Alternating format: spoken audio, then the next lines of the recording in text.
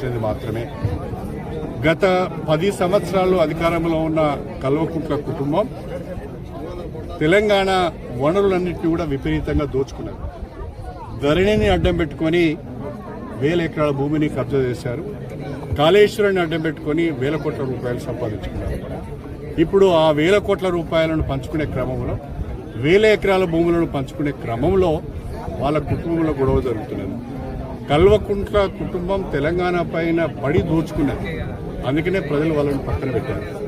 ఇప్పుడు కల్వకుంట్ల కుటుంబంలో జరుగుతున్న పంచాయతీతోని ప్రజలకు సంబంధం లేదు, తెలంగాణకు సంబంధం లేదు, కాంగ్రెస్ ప్రభుత్వానికి కాంగ్రెస్ పార్టీ కూడా సంబంధం లేదు.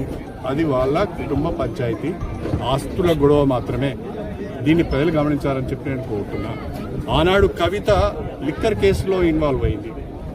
నేను ఆనాడు పార్టీకి రాజీనామా చేయడానికి కూడా ప్రధానమైన కారణం ఒక ముఖ్యమంత్రి గారి బిడ్డ లిక్కర్ కేసులో ఇన్వాల్వ్ కావడం, ఆమె విచారణ ఎదుర్కోవడం, అనేక రోజులు జైల్లో ఉండడం కూడా కొంత నాకు బాధ అనిపించింది. ఇది సరైన పద్ధతి కాదనిపించింది. అందుకనే బయటికి రావడం జరిగింది.